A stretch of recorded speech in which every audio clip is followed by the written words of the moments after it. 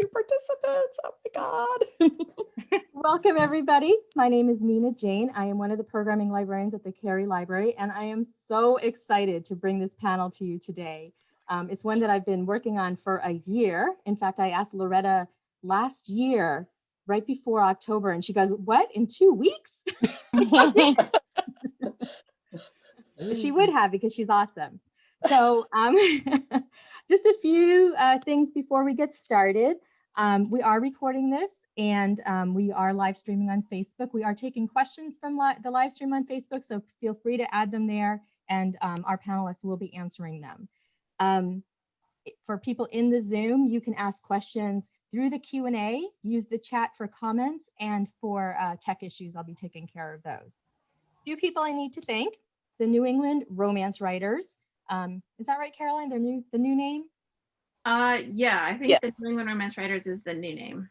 Okay, they are partnering with us to bring this program to the Cary Library. I always like to thank our romance book club. It's small but mighty, and we are growing every day. And we always have good conversations, although we have had lots of author visits recently, so that has been wonderful.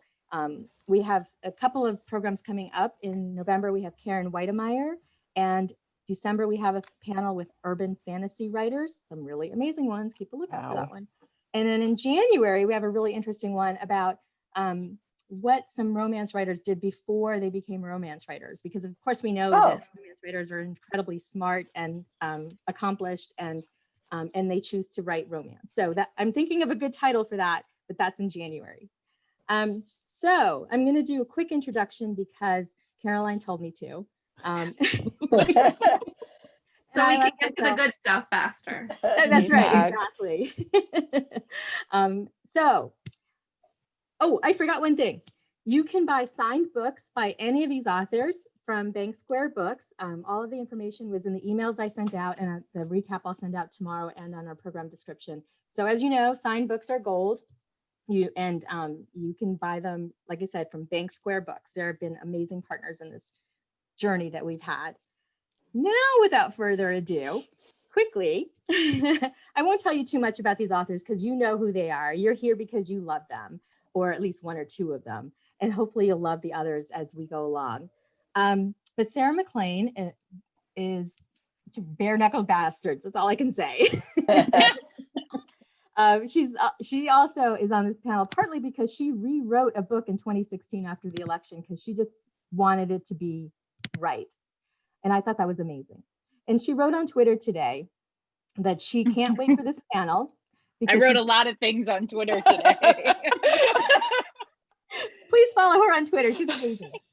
I cannot wait to evangelize Jessica Trent as the greatest modern heroine ever written right to Loretta Chase's face. And she says she has page numbers marked. And that is true. I have my book marked up.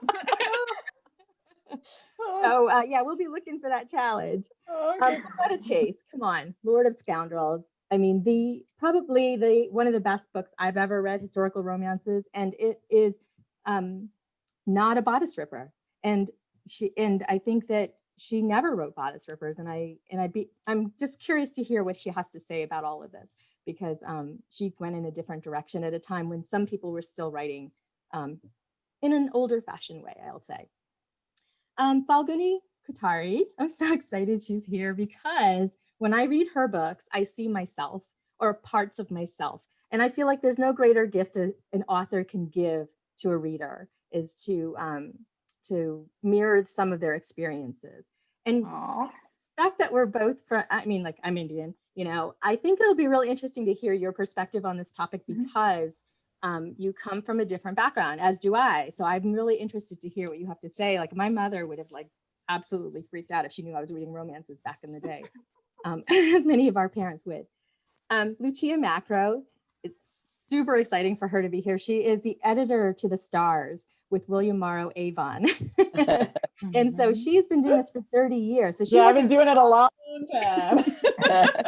Yes, well, you have a long perspective that you can. I have a lot of perspective, I guess. Yes, and the trends, you would help us understand the trends and where they came from and all of that. So I'm very thankful that you're here.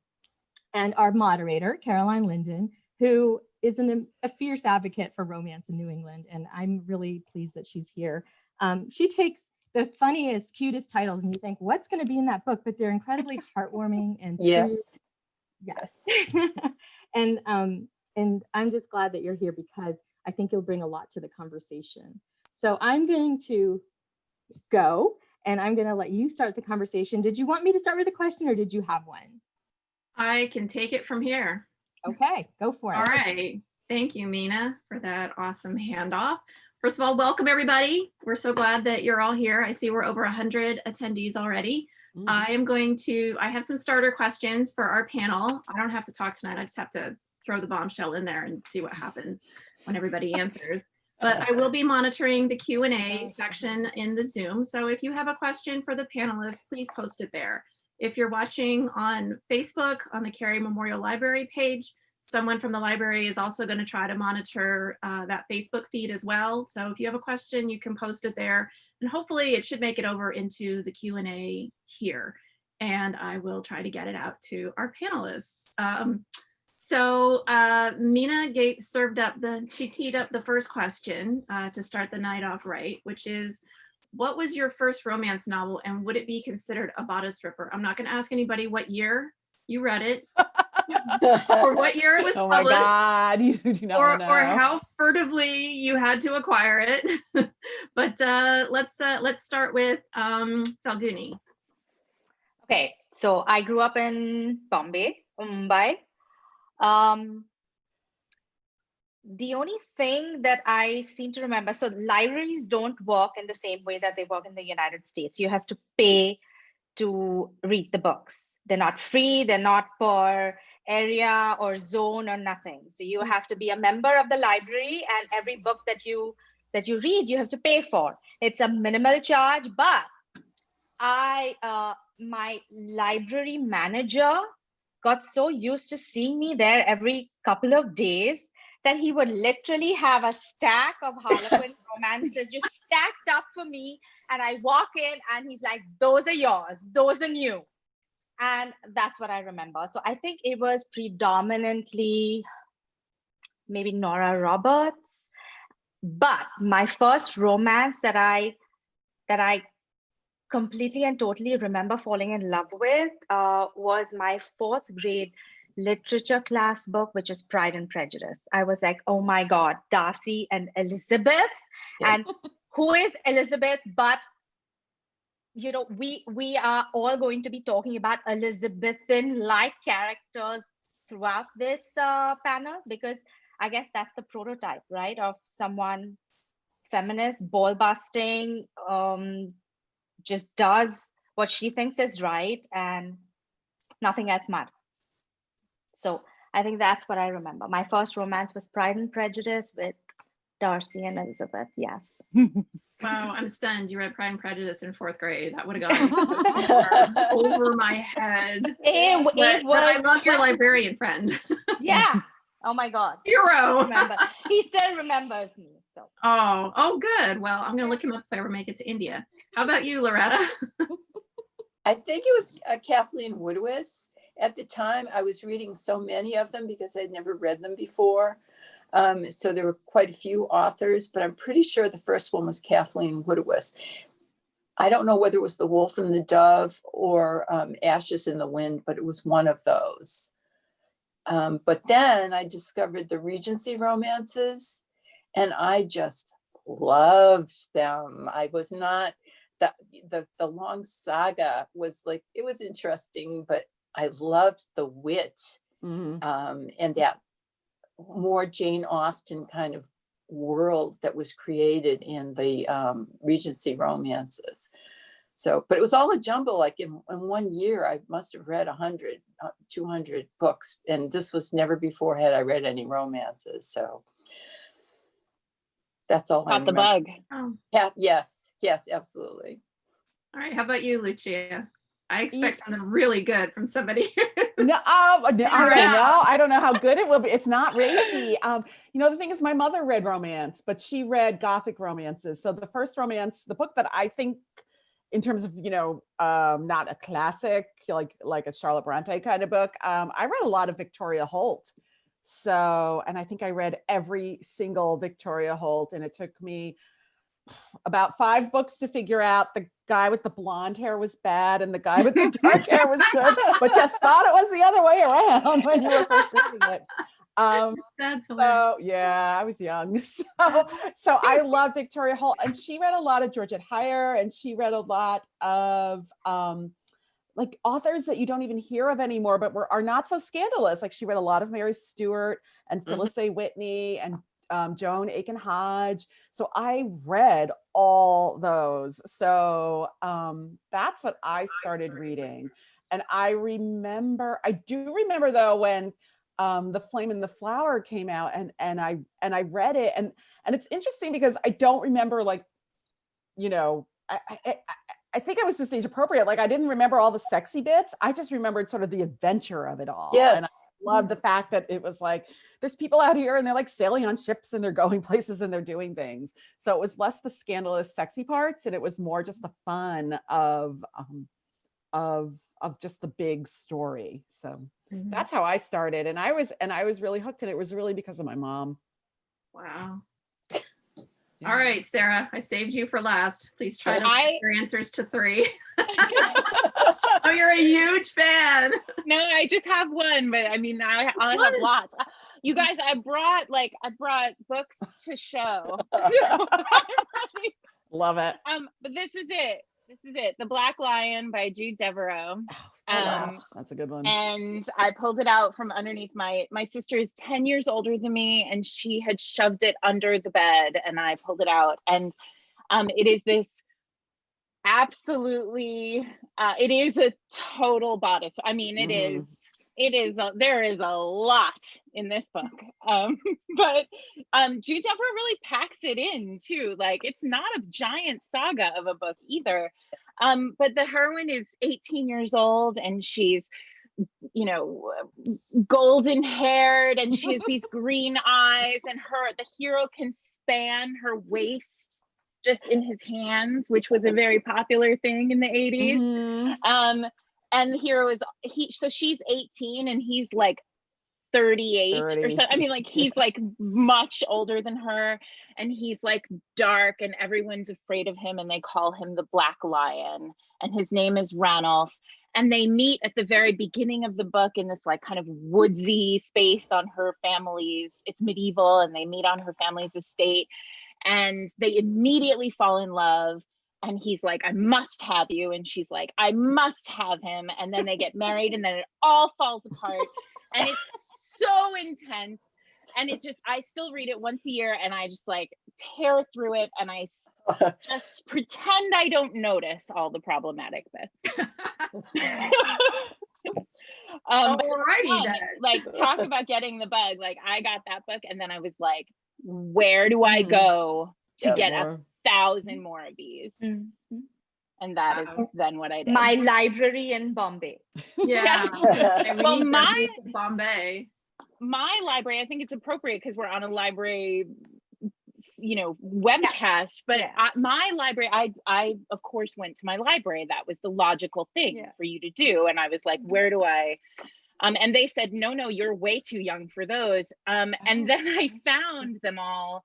And the Lincoln Library in Rhode Island, they kept the romance novels in the dark. Literally, the lights were turned off in the corridors, like in the sections that had romance novels in them. And I was like, what's down here? Because I mean, if you're trying to dissuade a preteen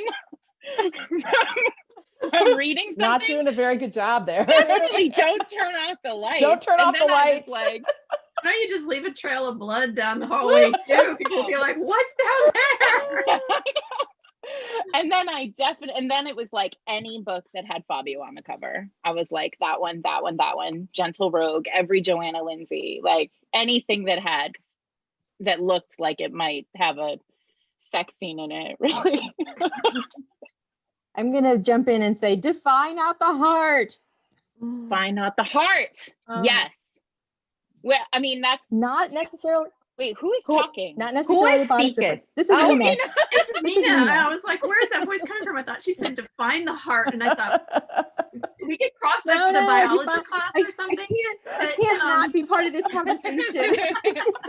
Well, you guys, Well, Define Define the Not the Heart heart. is like a perfect example of, I mean, I know that we're going to get there, but it's a perfect example. The heroine's name of Define Not the Heart is Raina. And it's like, okay, so that's, let me start name with is Sarah. destiny.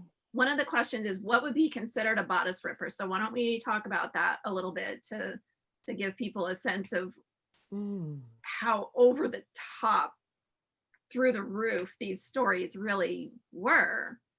So continue with what you were saying, Sarah, because I think you were already answering the question before I asked it. I mean, I think there's the pure form of what is a bodice ripper, which is, you know, one of the old romances that, you know, had a kind of a real dark hero who, you know, threw the heroine over his shoulder, took her into a room and, you know, forced himself on her and then made her love him, right? And the other way around too. But I think that when we talk about it sort of more broadly, I think bodice rippers are adventure novels with like women at the center of them, like Lucia was saying, or no, like Loretta was saying about Kathleen Woodiwiss. Like those early books really are just all these books. Every book that I pulled off the shelf has sort of a kidnapping or you know, they're stuck on a boat or they're always on riding a ship. There's always a ship. Always on a ship. Yeah, or like, I memory. mean, Johanna Lindsey, she was constantly sort of flipping the script on the Bodice Ripper and, you know, writing heroines who had to kidnap heroes in order to get pregnant because they were virgins on their wedding night and their husbands died. You know, like all sorts of crazy stuff goes on in these books. And the cool thing about it, I think for me as a kid and for me now as a reader, because I think the bones of these books still exist so much in the genre, is that they're so fun. There's so much joy and fun in these books. I agree. And I mean, as a teenager, like people would say, oh, you must have read them as a teenager for the sex, like the sex per se. And I'm like, not really. I read them because they were fun and they were adventurous and they swept you out. You know, I'm like sitting there like suffering through God knows what, like any math class. And, you know, you would read these books and everything. I mean, I was bad at it. So what could I say? But like the books would just sweep me away and take me, you know, and that's why I loved historicals more than contemporaries, and which was ironic because I ended up working on a lot of contemporaries. But, you know, I loved the historicals because of the time period and the fact that it was just sort of other. And I can't really describe what that other is, but I didn't like books that were set in the current day. I liked the ones that were set in a different in the 1800s or the medieval times, or didn't even matter as long as it wasn't now. I loved that because it did take me away. So I have a theory about these books. They were incredibly over the top. And like Sarah said, there was a pirate, somebody got kidnapped, maybe everybody got kidnapped. There would be, you know, assassins and near-death experiences, they save each other from drowning, and just like there was no ceiling on what you could put in these books. And so I kind of wonder if that over the top nature, like literally you had no idea what was going to happen next because there was nothing that was out of bounds, is what made them so successful. And since these laid the groundwork for the romance industry today, I wonder if what you guys think about the idea that if they had been a little tamer and a little more subdued, like the Cherry Ames kind of, 1950s sort of stories, if they would have been less successful, and therefore the romance industry today wouldn't be as strong and varied as it is. Loretta, we'll start with you since. Well, I think you hit on something really important about the books, and Lucia picked up on that too, which is that it took us away, and they were adventures and anything could happen, completely over the top. And a woman was at the center of it. It was a woman's story. She was the hero. And in those stories, anything was possible for these women. And I don't think that there was any equivalent elsewhere in novels. It was Jane Austen is the hero of her story, but nothing like this, where we're talking about going on pirate ships and you're going from the Bahamas to here and then to France, or they're traveling around the world in ways that I think when you're reading the books, you get this incredible sense of freedom and power that I don't think there was any other outlet for us like that. And I think that that excitement and the way it caught on with women, particularly in like the mid 70s to late 70s, because I'm old enough to have been there early on. I really do think it made a difference in the publishing industry. I think if their books had been tamer, it might not have had quite the impact. Sorry, Falguni, you were going to say something. Go ahead, Falguni. No. So I'll jump in right after the same point that Loretta made. Also, think about where these women who were reading these books were coming from. They were coming out of wars. They were mostly domestic women who never went on such an adventure. So for them, it's taking them out of their life and giving them experiences that probably they knew probably they were never going to experience. So this is how they got their I guess their fantasies you know what, taken care of. Going back to the bodice ripper thing, that I actually when I thought the term literally meant just the cover, that most of the covers have the man ripping the bodice, and that's what I thought it was growing up. But of course, once I started writing, I was quickly the thought process turned around. But I think that's why they became this successful, because the women were just lapping these books up because they were so removed from the daily, mundane things of their life that it didn't matter how over the top. They knew it was over the top, but they still wanted it.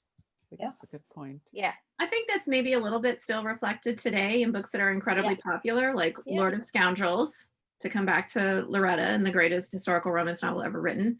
The heroine shoots him. No, she doesn't just shoot him. Yeah. She goes home and she puts on it's premeditated all the way. She puts on a mantilla and she goes and she shoots him, and it is perfect. It's the most amazing scene in romance books. And so, but like, I think that kind of thing is, I mean, there are many, many things that are, I think, original and kind of put an eye in a thumb in the eye of convention that make Lord of Scoundrels stand out. And so I think that's maybe a hint of it. Like, I'm also thinking of 50 Shades of Grey, which burst onto the scene and people were like, well, that's not the usual sort of thing. I mean, I know there were billionaire romances and there was, bondage and romance before, but that one obviously hit a combination of factors and brought it all together in a way that took off, obviously. Again, it's because it's not part of your natural life, maybe, and it's just something to experience safely, because it's between the pages of a book. It's not happening in real life, and that's safety. And women don't get that opportunity all the time, right? They really didn't get it in 1972, but we don't get it in 2020 either. We've been so much recently, I've been thinking about, how little, people with uteruses are taught about how their bodies work, right? And the idea that these books really opened up for us this sense of exploration being safe because of what Falguni was saying, but also, I think all the time, I mean, Loretta, I don't want to embarrass you, but I think all the time, like multiple times a day, I think about the line I think about romance novels a lot, but I think about the line in Lord of Scoundrels where Jessica is talking to her grandmother right at the very beginning. And she says, "This is inconvenient. I am in lust with Dane," right? And it's like page 43 of the book. And she's so she's so okay with it. Like she's aware of what she's feeling. She knows the repercussions of what she's feeling, and she goes out and gets what she wants. And there's something so freeing and powerful about that. And Jessica isn't the only one. She happens to be the one that I think is the most important. But there are so many of these other heroines, right? Who we were given, those of us who were reading romances, you know, those of us who read romance have been given over the last almost 50 years, like a constant stream of women who are exploring themselves as a vehicle for us to explore ourselves too. Yes. So somebody has pointed out that the drama and fantasy of this sounds a lot like Bollywood, which I've just started, my quarantine love affair has been with Bollywood and Indian novels. And so I think there's something in that. And then somebody else asked, are there bodice rippers still being written today? Do you think there are anybody's writing right now stuff that you would call bodice rippers? It's kind of hard because publishing is so huge. Like there are thousands and thousands of authors writing and self-publishing that I've never heard of, and they're, you know, making bank. So what do you guys think? Is there anybody still writing it, or has what would be considered a bodice ripper sort of changed and evolved over time? Are we talking about the dubious consent piece of bodice ripping? You know, I mean, or are we talking about, okay, I mean, if you want to go there, that's like, it's hard to pull. Or are we apart, talking about right? like the adventure novel, like that? Yeah. The sprawling epic, the adventure, the drama, whatever. And if you want to, I mean, I that's my next question, so we're getting there. Yeah, I think there are lots of people who are writing the kind of like big epic love story that keeps you breathless, and like you're watching people sort of walk through life in a really like powerful, adventuresome way. I think about and I don't think that you necessarily need to put them on a boat to do it anymore, right? Although the first person who I thought of was Milla Vane, who is Mel Jean Brooke, used to write as Mel Jean Brooke and is now writing a fantasy series. And the first 2.5 books are out of it, but this, like, it's an epic fantasy series. It's Game of Thrones, except women don't die, right? Like they get to be the center of the story.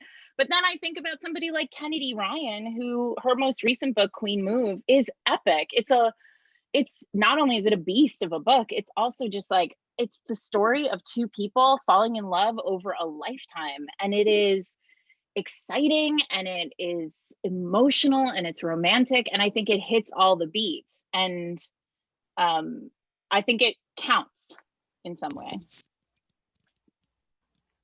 What about from an editorial perspective, Lucia? How do you know, think it's interesting because it's interesting from an editorial perspective, because I think back to, I don't even, time is like a blur, but I think back to a number of years ago when self-publishing really, you know, indie publishing and self-publishing really started taking hold. And there were authors out there who were publishing books, and they seemed like they were coming from nowhere, just coming from wherever, and they were selling a ton of books.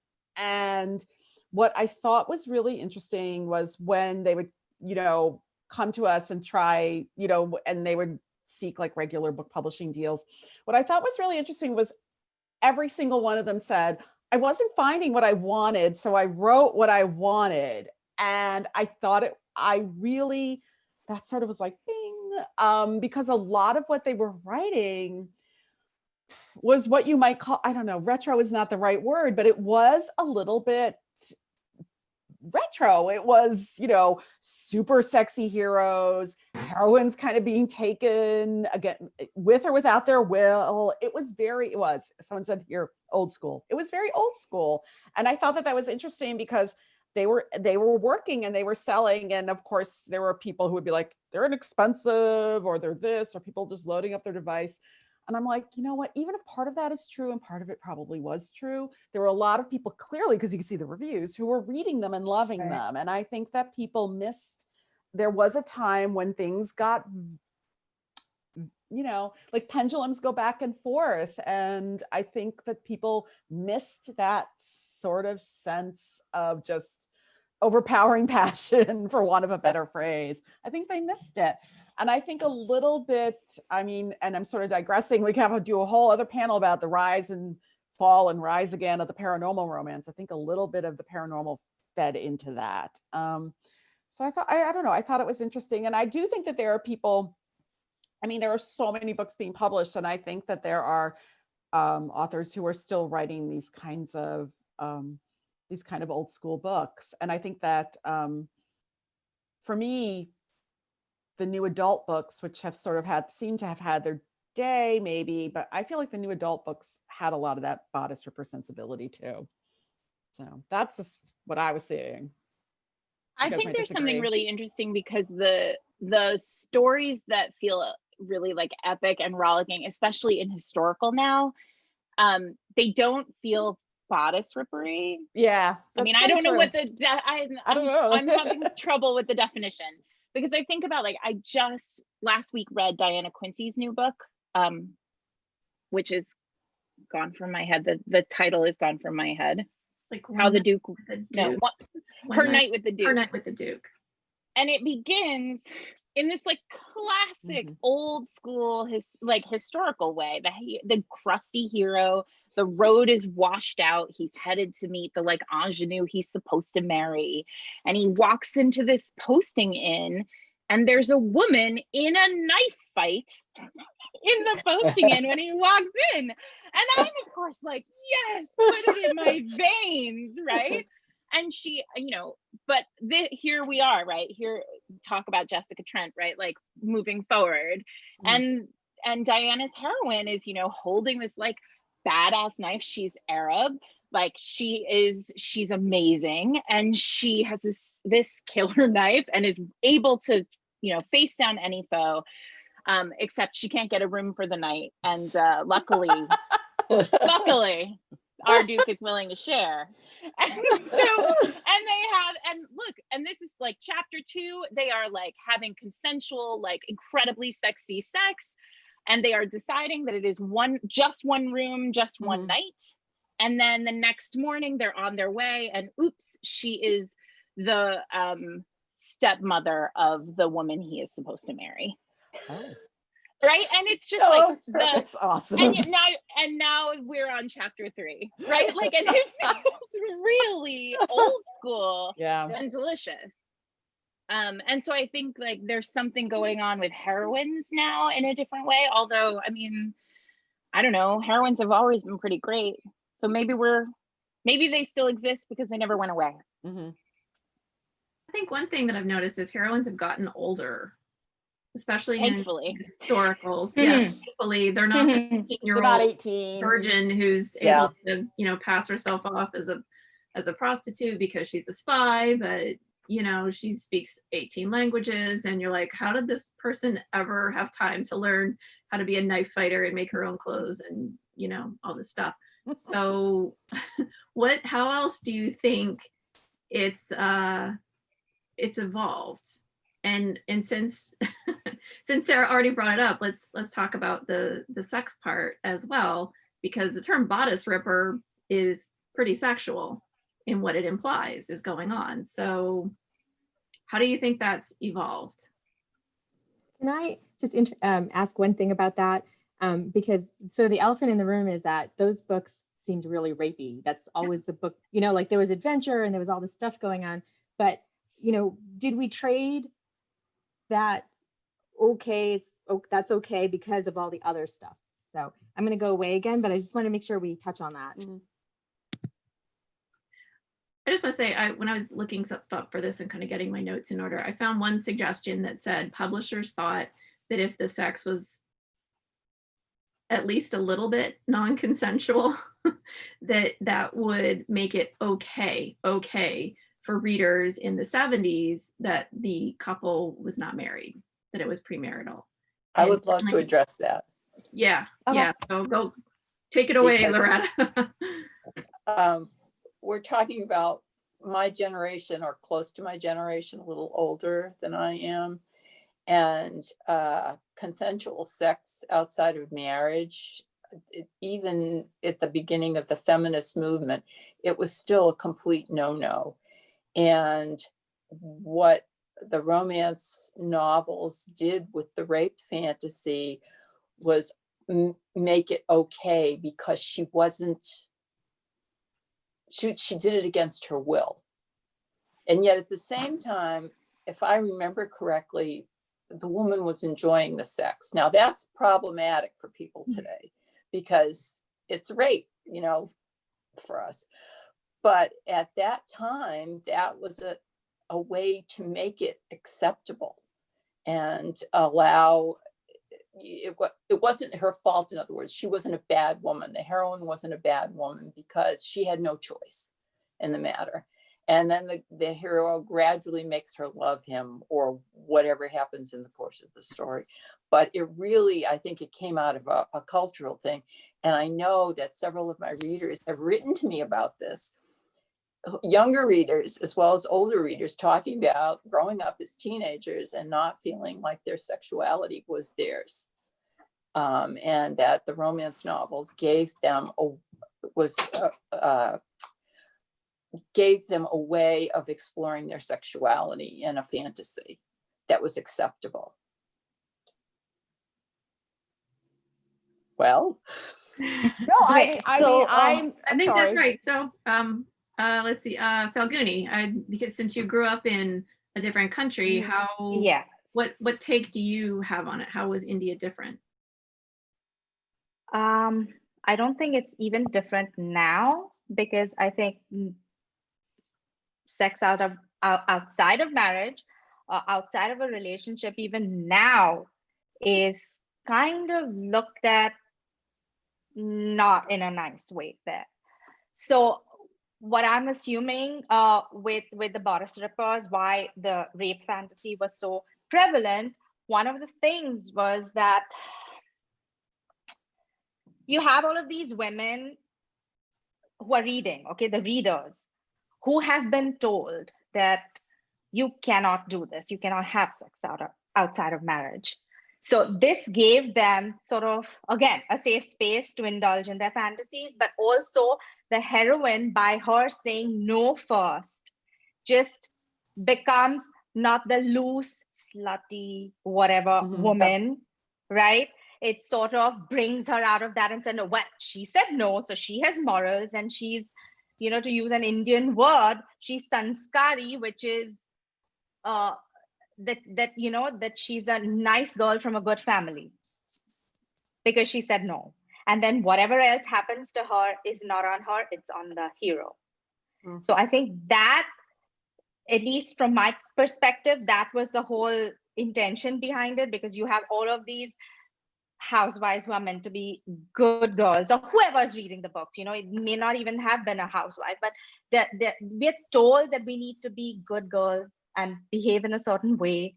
And then how can we just explore, you know, these wild sides of ours? This is how you know, sort of justify it, I guess. Yes. Yeah. I think also, just to touch on something, Falguni, I think I absolutely agree with all of this. And earlier, Falguni said she referred to romance as being sort of a domestic genre. And I think that that's really true. Like, I think it's one of the cornerstones of romance, that it deals with a lot of the anxiety and worry and hope and pleasure and excitement and sort of all the emotions that are often kept very private, right? They're not public. We don't share them with the world. Readers don't share these emotions generally with the world.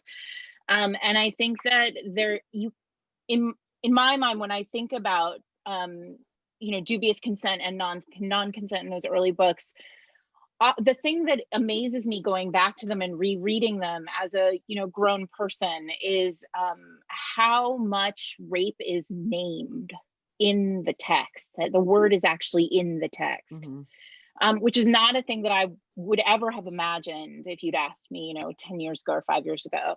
And I think that there is something very powerful about the idea that these books were many women's only opportunity to have dialogue about what was going on in their lives and like the way the world treated them.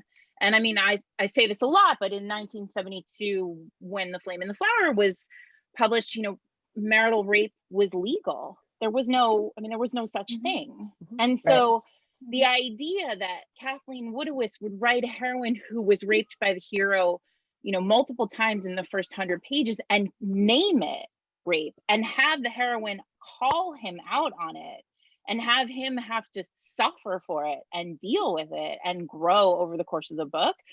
Obviously now that's not a story that necessarily speaks to us, but then, that is transformational text in a domestic sense. Yes. Yes. So somebody's asked a question, Margarita Grant. How do I deal with the dichotomy of being a self-sufficient, strong woman and yet loving the idea of a strong guy who takes care of and protects the woman? Which was definitely something that the Bodice Rippers had in spades. He would literally be, cut to pieces and shot and beaten to protect the woman, right? But nobody's okay. Sarah, you go ahead. No, you're gonna say. I can see it on your face. You're gonna say what I'm gonna say. Go ahead. Go, Falguni. No one is just one thing. You can be both those things Right. at the same time.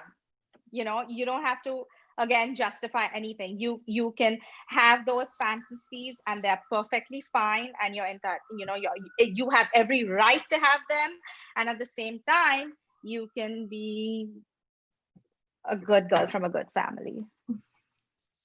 Yeah. Anybody else want to jump in on that? Well, I think she said it all. And I think, I just sort of think that's not a problem in your personal world. I'm very strong and I'm very independent, and I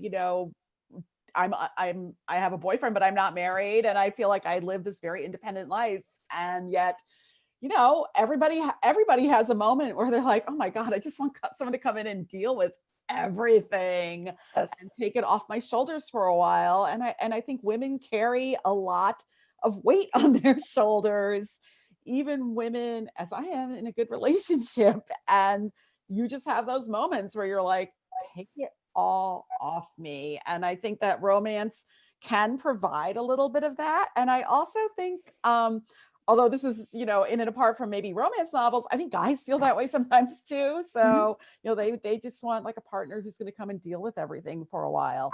So I think there's, and I think it goes in this conversation that I've been having for 30 or more years, which is the difference between fantasy and reality. And this interesting, I'm not saying that the questioner has this, please, but I'm saying when people criticize romance, they will often say it's this giant fantasy. And my answer is always well, okay, that's awesome, right?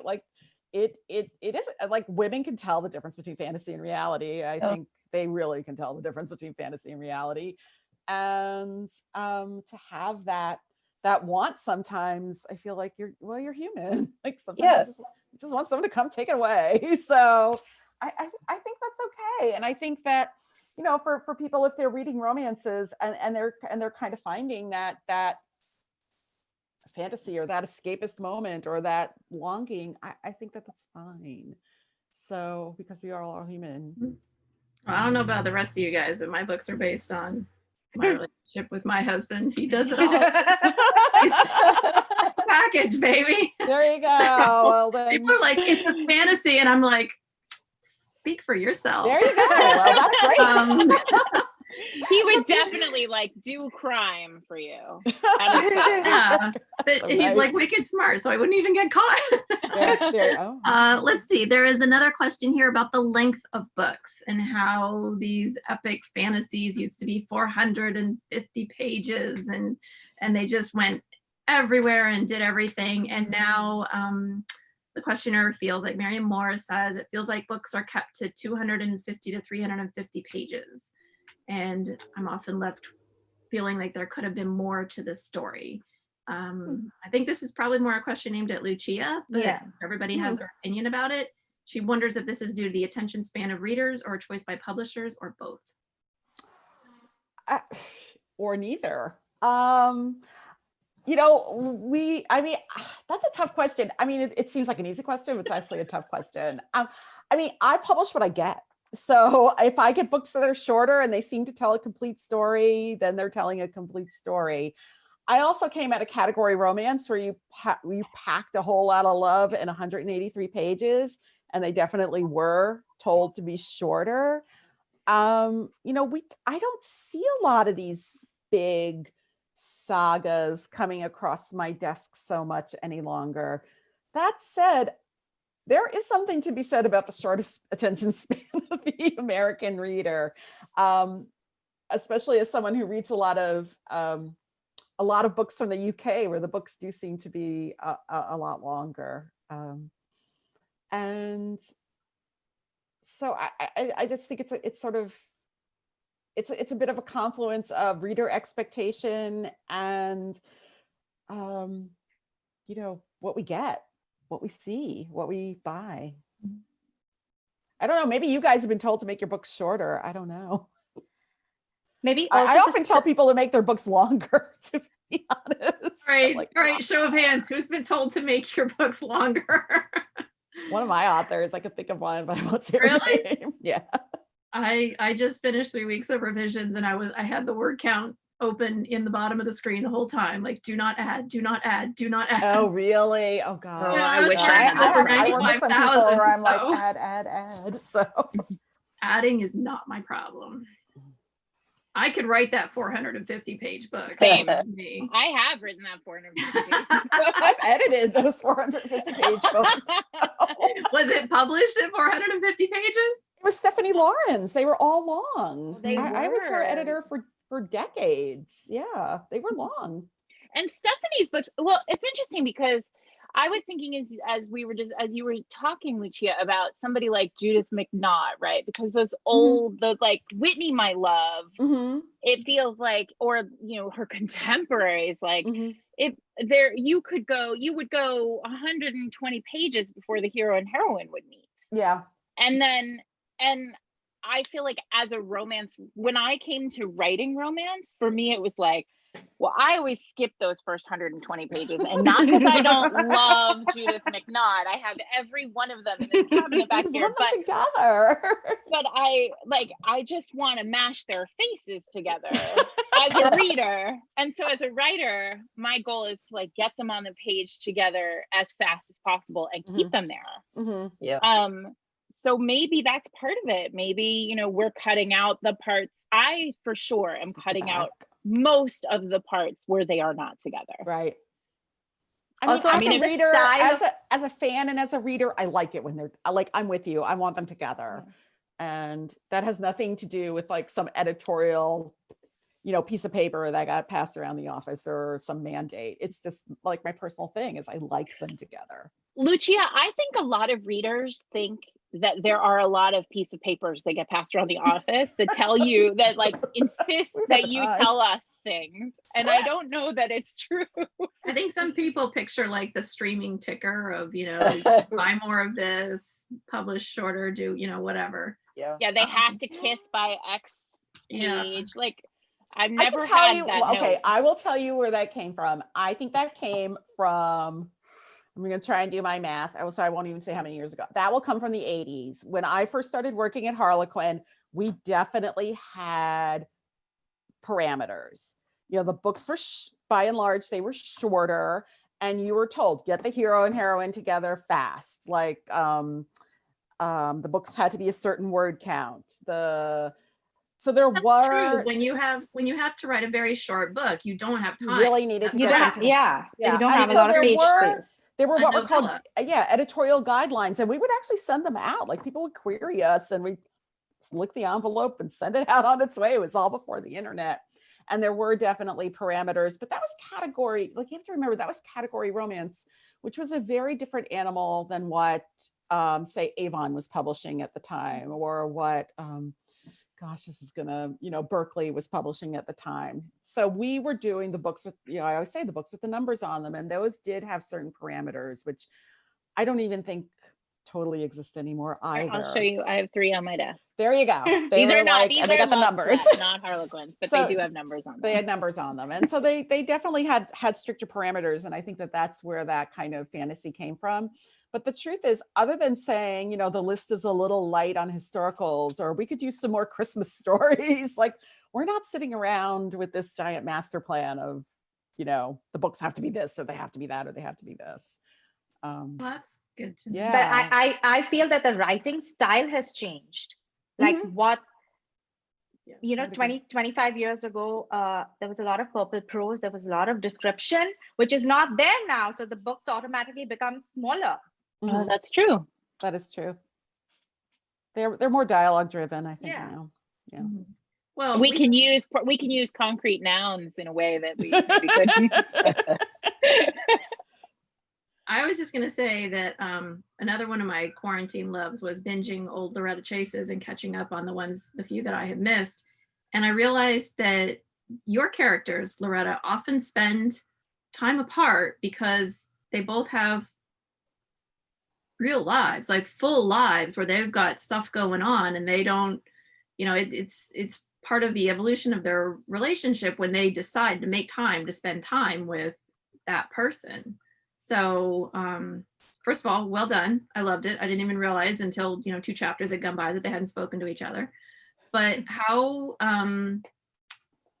do you work that into your romance and make that a big part of it? With, you know, books today are shorter and they're more compressed, and like Sarah said, a lot of people are like, they're not together. I want to skip to the part where they're together. I have to scold myself a lot while I'm writing because I tend to get off into their private lives, and I tend to get into the secondary characters. Part of that's the kinds of books I grew up on, the big classic 19th century novels that go on forever about everything, and there are 14 subplots. So it's really a matter of disciplining myself to try to keep the hero and heroine together as much as possible. But I never have a lack of material for their lives. Their private lives are very clear in my brain. It's a matter of keeping that to the minimum on the page because I don't want to try the reader's patience. The average reader is not going to be reading Anthony Trollope with like lust or Charles Dickens. You know, for a lot of people, that's just slow going. And so out of consideration for that reader, I have to just pay attention to what I'm doing and stay focused on those people. But that's interesting you brought that up because I haven't thought about it really. All I think about is, oh, wait a minute, they've been apart too long. Or, you know, I think I've gone 2 chapters, or, oh, that scene, do I really need that scene because the hero and heroine aren't there? And it's a lot of self-editing. Well, that is what my editor loves to mark. Pardon me? My editor marks that conscientiously. It's been 13 pages since they saw each other. I'm like, oh, you were counting. That's probably not a good sign. So I was curious. I was fishing for tips is what I was doing. I mean, I always liken it to old movies. Like, I think movies today are too long. Like when I go to the movies and it's 2.5 hours long, I'm like, I'm done. I'm bored. I'm out of here. I watch an old movie that's 87 minutes long and I'm like, this is awesome. And the dialogue is spectacular. So that maybe that's just like my personal like I just like things that are snappier, and that probably is reflected in the books that I acquire. Well, I think in a romance novel, it's certainly a very valid position to be like, I want to see them together, not them living their own lives off apart. Yeah. So I have another question here from the chat. We're getting close to the end and I want to squeeze in a couple more. Oh my gosh.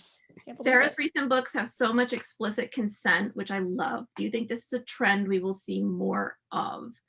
And do you think authors generally adding those parts are in reaction to the, she calls it dubious consent of bodice rippers, or just because it feels better now? I think you are taking explicit consent for dirty talk in my case. I mean, it's both. But I really, I mean, anybody who listens to the podcast knows that like I am a sucker for great and dirty talk in a romance novel, and I really like to write it in my own. And dirty talk is just ongoing enthusiastic consent, right? So my characters talk a lot during sex, and readers perceive that as like maybe an uptick in explicit consent in my books. Maybe it's both. But for me, I mean, like I said earlier, I think romances are getting hotter in a lot of ways, which is making consent maybe more overt on the page. But I actually think that consent has always been a real important piece of the puzzle for romances. Sometimes even in those old romances, the ones that we were talking about before, it's one of those situations where if it's named as non-consent, are we really saying there's no consent on the page? Or are we saying like it's the conversation about consent is still happening in the books? But for me, I actually think that the amount of explicit consent that is happening in romances now is a piece of the books getting hotter. I don't think women just discovered when Me Too happened that consent is important, is I guess my point. Right. Well, I think all books are a product of their time, right? And that's a topic that's been discussed openly a lot more. So I'm not surprised. Like Falguni, how do you feel? I mean, I know you write contemporary books, so your books are set in the more current world. Yeah, but I also deal with a lot of, so my books have to have that clear demarcation between consent and non-consent, because I'm also dealing with darker subjects as, you know, rape and stuff. So there has to be very clear, you know, scenes where you understand, okay, this is happening with consent and this is completely not supposed to happen. And I guess, again, it's how each author also is individually, in the sense that how you've been brought up, or how you are as a person, or how your life, or you write what you know. And if all I know is that I've always had this conversation with my husband about consent and non-consent, so that's going to come on the page automatically, because that's how I think anyway. So that's how my characters are going to think. And if I'm having a dialogue about not having consent, then it's put there on purpose. So for me, it's a calculated thing. Like I make it a point to have that on the page. Yeah. Even the talk about should we use a condom or not use a condom. It's a very yeah. I literally put it in my outline that they will have to speak about this.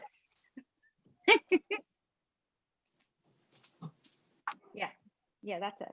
So let's see. A number of people are asking about what are your favorite time periods to write in? Hey, Caroline, before we get to that, can I ask a couple are we out questions? of time? I wasn't Oh, watching. no. I was counting on you to tell me. We have plenty of time, but I want to make sure that two of the questions that I had came forward, and I think other people have them as well, is when do you guys think that there was a change from the Bodice Ripper to something else, and why? Lucia.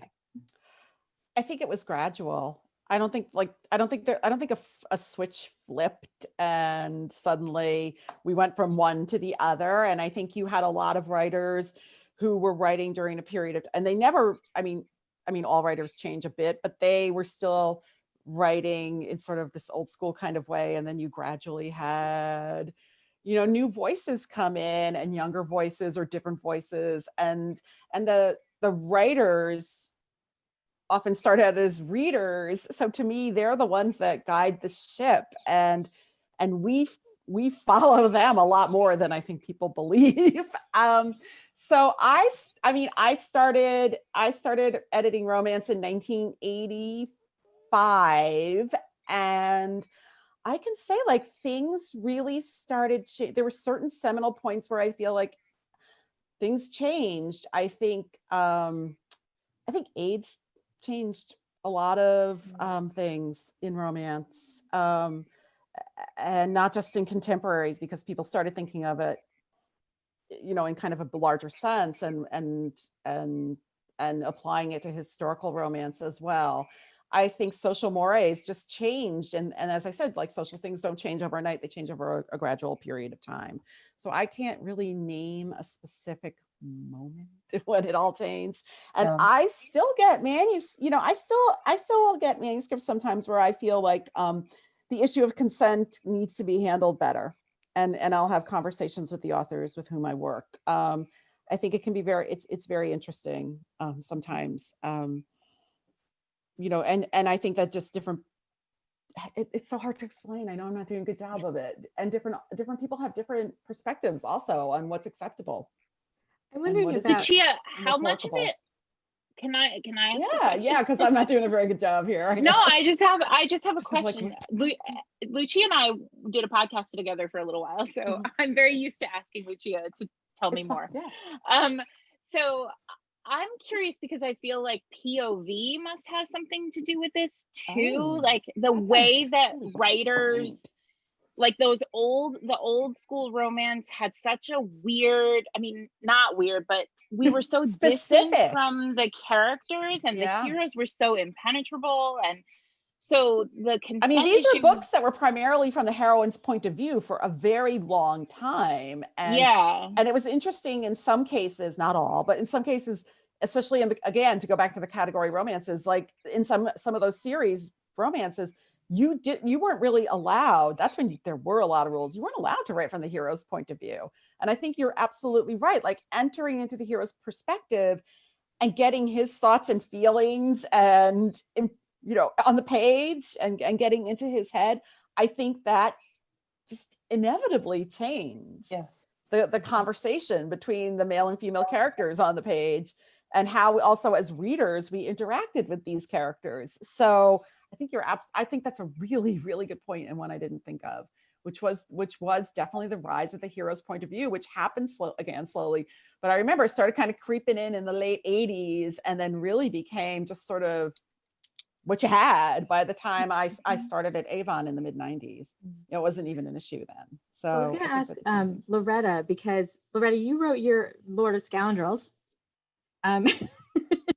25 years. Right. So like at that cusp, I feel like, and you said that you'd never read Bodice. Well, you had, you know, you were aware of them, but like you definitely went in a different direction. Yes. Because I had read the Bodice strippers early on.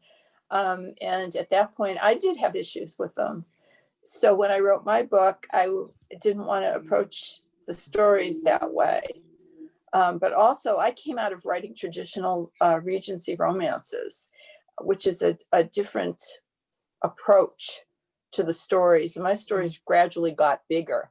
So it wasn't like I was starting in that milieu. I grew into it. And by the time I was writing Lord of Scoundrels, I already had a few books behind me, and the historical romance market had evolved by then.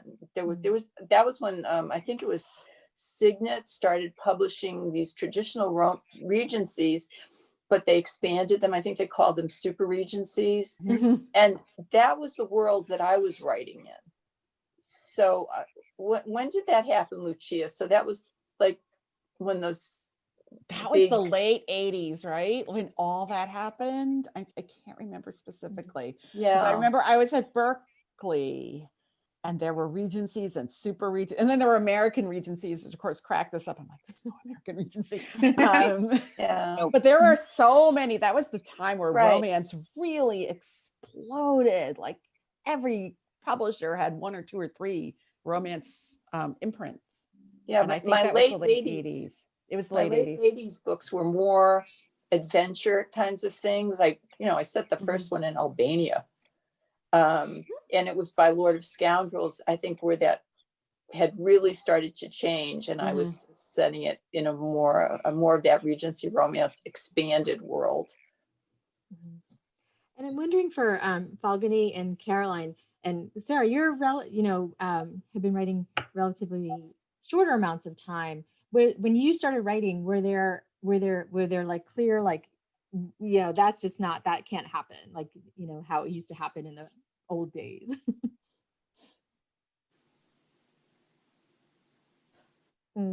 Caroline? Sorry, I had to put my dog down. Oh. I was just wondering if you had, when you started writing in the last 10, 15 years, if you and Falguni and Sarah had different rules than maybe were back in the 70s and 80s. I think there were probably more rules than in the 70s, just because the 70s seemed to be anything goes. Nobody told me the rules, and I'm not a real writer, so I missed the handbook.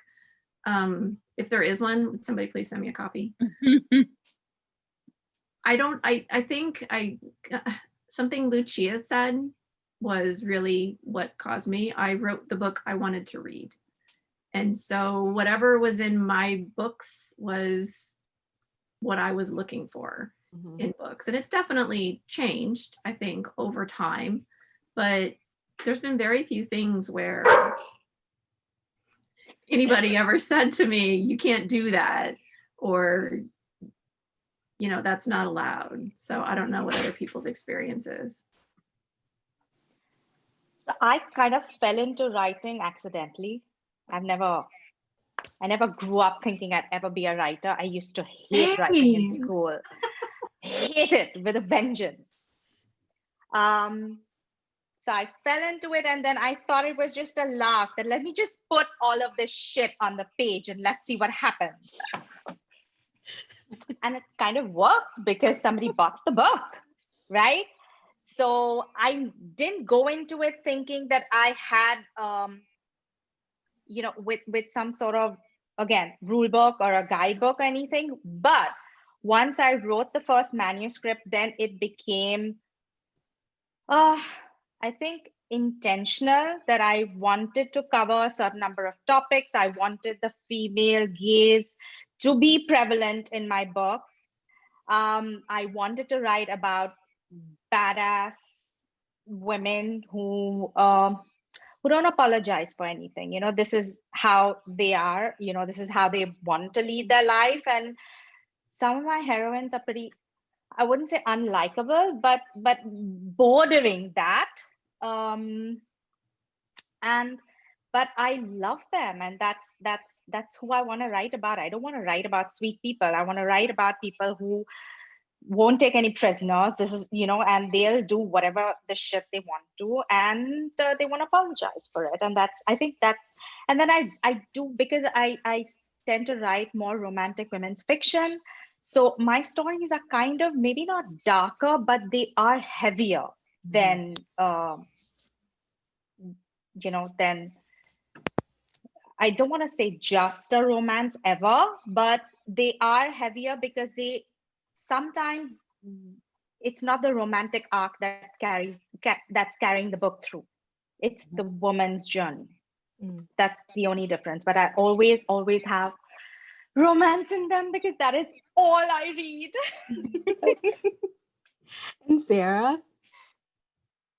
I am very lucky in that I have, my story is the same as Caroline's and Falguni's. I wrote my first romance novel, adult romance novel. I basically just sat down and made a list of all the tropes that I really loved, and then I put them all in one book and sold it. And I mean, and then I was like, oh. And then when HarperCollins brought me in to meet with them, I met with Lucia and my editor, Cary, and they sat me down, and there was a poster on the wall that was the cover of The Black Lion. And I was like, oh my God, I have to come here. And I played it cool because I think they probably, had they known that I was like, I must, it's a sign. They might have said no, she's weird. But the only time I've ever heard no was actually a couple of books ago when I wanted to kill a child who was not even an important child. But like he was just in it, he was unconscious in a bed. It was fine. He was 15. Oh my God. He was nobody's child. He just like was in the, he was in proximity to other people. And I was like, if I kill this, I distinctly remember sending my editor a text, and it said, if I kill this child who is in a bed, and he's like 14, like he's just in the bed over there, but like if I kill him, then the plot can unravel like this. And there were 3 dots for a while, and then it said, you may not kill a child. I was like, all right then, no child. So there it is. So that book now ends in a different way. It sounds to me like you're not getting from maybe editors, Lucia, saying that you can't write those rape scenes. They just have to be intentional, and there has to be something that comes out of it that isn't how it used to be in these, back in the 70s, 80s.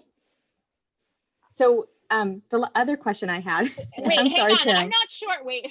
Oh, okay. I just want to clarify. I don't think any of us were saying like, oh no, go out there and write heroines. No. No. That's what I was saying. I think part of the reason why I think we just wouldn't. I think it's just that time has passed, right? Like that storyline. I was just gonna say, I don't think I would get manuscripts like that. Like, I mean, I do know that they exist in indies. Like there's dubious consent and non-consent in indie romance. And like, if that is your kink, that is great. And you should go and find it. And it exists. Right. And some people do it very well.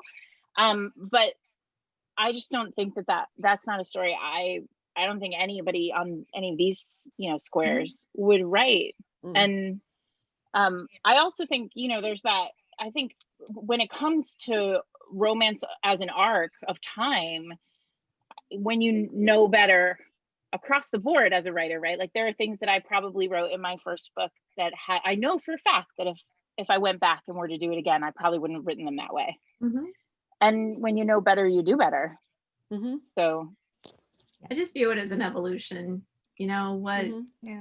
What appeals to you at one stage in life 10 years later looks very different, and different things are appealing, right? Right. And I don't mean to say that it's okay to, it shouldn't be gratuitous. What I'm saying is that in the age of Twitter, Mina, I wanted to make sure. Yeah. Make it clear. Completely fine. And so I'm sorry, Caroline, I just have to ask this other question, then you can take over again. Okay. Was that, do you think that it's important to have these kind of conversations, or, given that, are we saying that, we can't, that's gone away, we can't still have good memories of those books? Are we, is it a thing that we're like canceling it out or something that we're not allowed to? I don't like the idea of shaming women for what they liked to read at any point. I agree. And there was a time when those books filled a need. And they may still fill a need for some people. And I just don't want to be judgmental about that, because these books, the people who wrote those books were such pioneers. They just opened up a whole world of reading for women, and the popularity tells you what a need there was for this. So I never want to look at that as something shameful that we did as writers at any point.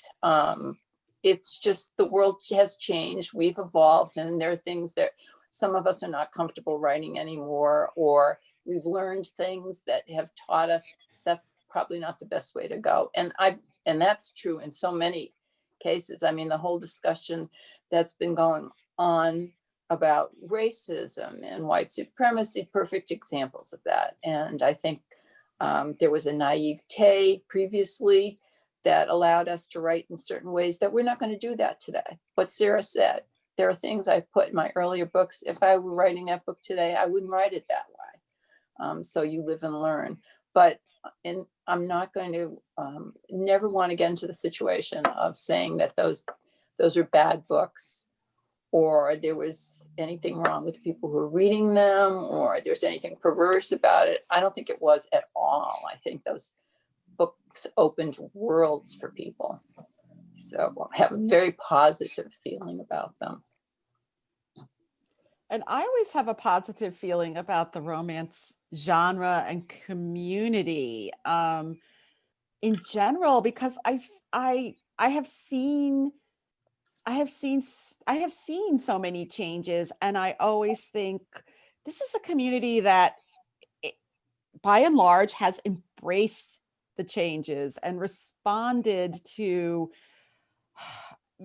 has just responded as society has changed. The books have indeed changed and evolved. And I think that is something to be proud of. And, as Loretta said, you look back, and I'm sure if I look back at books I edited in the 80s, I would be like, oh my gosh, I let that in there. I have no doubt that if I looked at it, and I've edited hundreds of books, but I wouldn't let the author do that now, or the author just wouldn't do it that way now, or I wouldn't edit it that way now. And I think that we as a community have really tried hard to embrace change and always look forward. And that's one of the many reasons why I feel so passionately about the genre. So that was my speech. That was my soapbox of the night. Anybody else have some thoughts on that? Kind of plays into one of the questions that somebody asked, which is about physical appearance of heroines and how they're not all very slender 18-year-olds with, blonde hair to their waist and green eyes. But now there's a true kaleidoscope of heroines of all colors and shapes and sizes and, every which way. So do you guys want to talk about that? How do you think it's changed? Well, I think it's massively changed. I mean, I even as a teenager, I read those books, and I was probably at like my perkiest and thinnest back when I was 17, and I would be like, no one looks like this, like in a million years. And it was a fantasy, and I don't know, there was definitely like the thing about the very, very pretty heroine who was very young, and she always had like a lot of red hair that always seemed to be like perfectly cascading in the wind. But again, I think that for me as an editor, this is something that we very much got the message from the writers and the readers, and something that, I mean, I work with the Avon staff every day, like that people really, that the staff has really been open to and embraced. And I think it really has, so many romance trends come from the readers, and they're a readership that is very, very involved and make it very, very clear about what they like to read. And I don't know, I think it definitely has changed, but I mean, I think it's changed for the better. So to me, it's all quite wonderful. I think it is too. I noticed that the heroines are now allowed to be, well, the questioner says, plump, but they're also allowed to be smarter than the heroes. They're allowed to have ambitions, careers that outrank his. I noticed the guys are still generally hot. Well, yeah. Well, that's okay. I mean, we deserve arguing I say shallowly, like, yeah. But I can think of one hero who is described as ugly, which is Lord Dane. Yeah, but he's not. He's appealing and magnetic and attractive in a way, but Loretta calls him ugly several times. Well, She's Loretta's making a wrong. point of it. That he's not the classic, Greek god walking around. Well, he was that was his view of himself. It was his child's view of himself, and he grew into his looks. That was always my take on him. He grew into his looks, so he saw himself as ugly, and Jessica saw the guy. She didn't see the kid that he used to be, and even when she saw his kid, she saw the guy, and that's the person that she fell in love with. I did have a hero recently that I described as, I didn't describe him as handsome. I said he looked like a wolf who had been in too many fights. So I mean, I'm for it. That's awesome. You mean he was scarred? yeah, I mean, okay. yeah, he'd been in a lot of fights. So I, for one, am grateful that we're allowed to write whoever we want to, because I think that book that I just accidentally put together, I tried to shop it to New York publishers and they didn't take it back then. So that was barely 10 years ago. And that one was picked up by an Indian publisher because I predominantly write about the Indian culture and the Indian diaspora, because that's what I was missing in my reading for most of my life, right? So that's what I write about.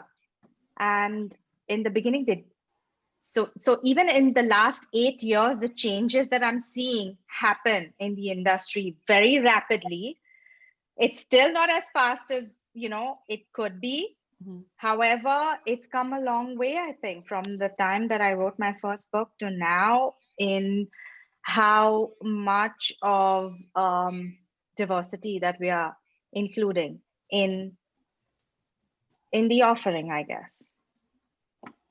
It could be better, but I'm happy with the way, the progression of the industry. Yeah. I'd like to hear from Lucia on that, about authors being able to write more diversity in their books. What is kind of the inside publishing take on that? Bring it on. It's the inside publishing take on it. We're the door is open and editors are eager, and I know the Avon romance editors are very eager to see more diversity on the list and have been working hard to acquire books that are more diverse. And I think in the next year you'll be seeing, I mean, it takes a while for a book to come out, and I know they've done a lot of acquisition recently. And I think that we'll be seeing it in the next, 9 to 12 months. You'll be seeing that on the list, and across the board, without getting into like tons of details because it's getting late. But HarperCollins has made a very definite vow is not the right word, but dedication to increasing diversity, not solely in the books on the list, but also in just having more diverse voices in-house in our editorial and marketing and publicity teams. And this is something that they've made a commitment to, and I think it's great. I mean, I think that it's something that's needed in publishing, and we're working very hard to achieve it. It enriches us. Yeah, exactly. That's the perfect way to put it. And on that note, I am back. I'm sorry. I'm like the, what is it called? The fairy godmother popping in and out. Trying to figure out how to ask. Do we have a hard stop time? We don't. I could go on. I could listen to this all night long, but it is getting a little bit late. And I do want to say thank you for participating in this amazing discussion where I've learned a lot, and I think a lot of people have as well. And to bring up topics that are difficult to talk about but need to be talked about, I think is really important. And having voices such as yours that have a lot of history and a lot of impact on the romance community and the publishing community, I think is really important. And so for that, I thank you all for being here tonight. I thank our attendees for joining us. And I would also like to remind you to buy books from Sarah, Loretta, Falguni, and Caroline from Bank Square Books. They will be signed and while supplies last. And because signed books sold, right? So again, thank you so much for being here tonight. And we look forward to all of your future books. Thank you. Thank you. Thank you for so having much. us. Thank you Thank all. you. Bye, everyone. All Thanks for right. coming. Have a good night. Bye, everybody. Bye-bye. Thank you.